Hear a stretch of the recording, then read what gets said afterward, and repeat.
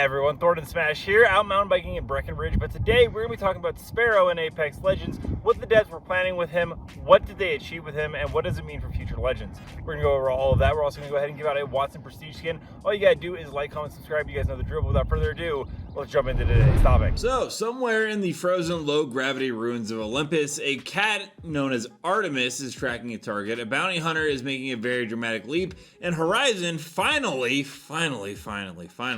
is standing atop her town takeover, wondering if, bringing her back, her, long-lost son, was worth it after all. So, I welcome you all, Legends, to Season 25, the midpoint check-in, and it appears we've got new map changes, a new lore direction, and perhaps, most shockingly of all, Olympus might finally be relevant again. Let's start with the big one. Olympus isn't just getting a facelift from what recent leaks were telling us, it's getting an entire metaphysical relocation. The lore states that Olympus is apparently going to be transported to Pagos via the phase driver. Translation, Olympus got teleported across space-time continuum, and now it's looking more like Inception meets Antarctica. And this is particularly interesting because Pagos is the homeworld of Artemis. Sorry, I didn't actually mean Artemis, I meant Vantage, who originally Artemis was going to be her mom. It's a weird design. But these changes are more than cosmetics. Olympus rework is one of the more structurally ambitious updates we've seen actually since the Stormpoint map changes, and Broken Moon, well, actually Broken Moon hasn't really been updated at all. Can we even really count that?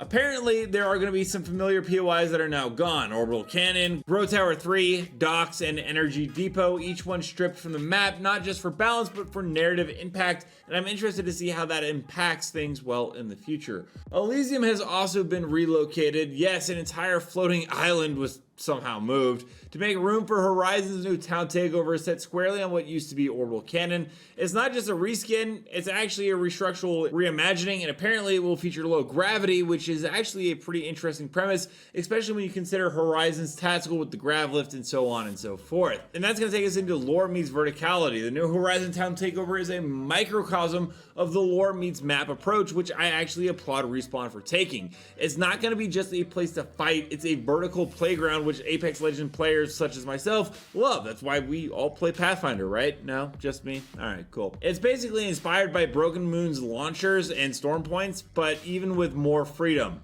It's going to be a huge design evolution. Not only does it give mobility-focused legends like Pathfinder that I just mentioned, Valkyrie, and now Sparrow increased versatility, but it also adds dynamic flow to what was previously a pretty static part of the map. And here's where the update gets actually pretty clever. These aren't just patch notes, the Olympus changes are steeped in intention. Respawn's goal is actually pretty clear if you look at it. They're finally seeking map updates with narrative context, which has been missing for so long, it's about damn time.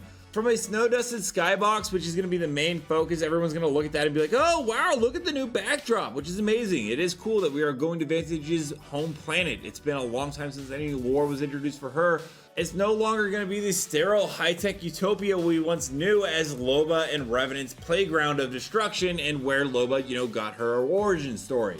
The visual and mechanical rework could actually tell a pretty interesting story, and I'm pretty excited to see on how Respawn goes ahead and does it, especially if Alter has anything to do with it, because where has been her story for so long? And that's all going to bring us to Sparrow, which I mentioned in the intro of this video. The new bounty hunter with a bow, a sense of humor, and a cat that could probably outfrag you. Let's be honest, you're not probably very good at the game. Sorry, shots taken.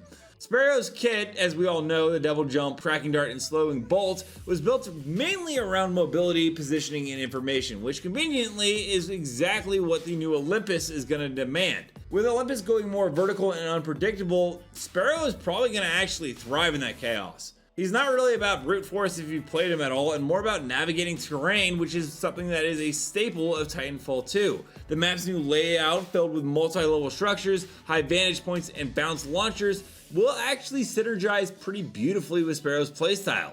Respawn isn't just designing a legend to work actually in the current meta, they're actually going ahead and planning stuff out for the future with their legend releases. And I'm gonna be honest, I'm actually pleasantly surprised. Why has this not been happening for the last couple of years? And that's important to also note because it's not just Sparrow. Finally, Vantage, who was narratively absent for far too long, is actually probably going to be relevant again. We're entering an era where animal companions, as we can see with Artemis or with Vantage's bat, personal relationships and map-linked storytelling are finally coming back to Respawn. Vantage's bat and Artemis aren't just cute add-ons, they're basically bridges between the emotional beats of the characters and the environments they inhabit. And I'm really excited because this is a return to what Apex once excelled at, giving the map meaning beyond hot drops. World's Edge had the Harvester, Kings Canyon had Skulltown, Olympus now has a tragedy, and a little bit of snow. You all know what I'm talking about when we got the Wraith Town takeover, which was the giant portal tying into her stories from the Outland and her narrative backstory. It was fantastic, and we need much, much more of this. And thankfully, like I said, Respawn seems to be paying attention. But that's basically what we can be expecting for future Legend releases. They're obviously going to tie the Legends more closely in with these upcoming map updates. They're going to make the map updates more relevant to actually what's going on in the story. And hopefully we actually finally get some more storytelling in the game because it feels like it's been forever. All that being said, we're going to go ahead and jump into community clips now. Don't forget to submit your own to me at Thordan Special Twitter. But without further ado, let's roll it. No way! I'm down to the zone, bro. God damn it! Nice. Right, come get me while you. Oh! I don't know if there is any come getting. They're up here. Right here, right here. They're resting. Resing. Nice!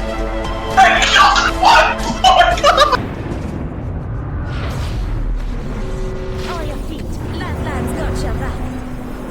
Say what? We're all inside this ring. Taking fire. Enemy shields broke. Nope, they're coming with me.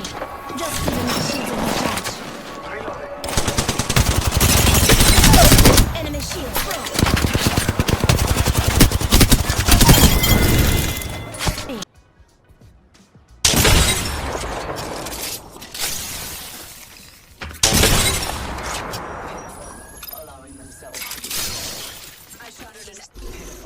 Allowing themselves to be caught. Shield cracked. Multiple enemies down. I'm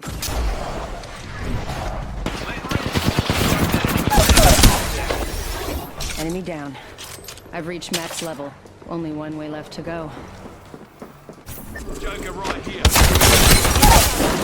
Good, we're inside. Found another.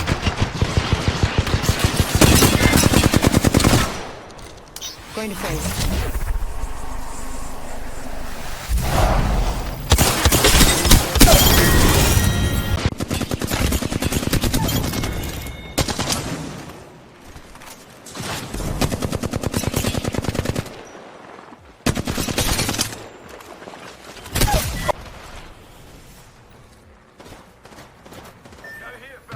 Let me know down below, what are your guys' thoughts on Sparrow so far? Do you think they've been a game changer? And also, don't forget to check out this video right here where I cover more news on Apex Legends on the daily. And until next time, everyone, keep slamming the Outlands. I'll see you out there.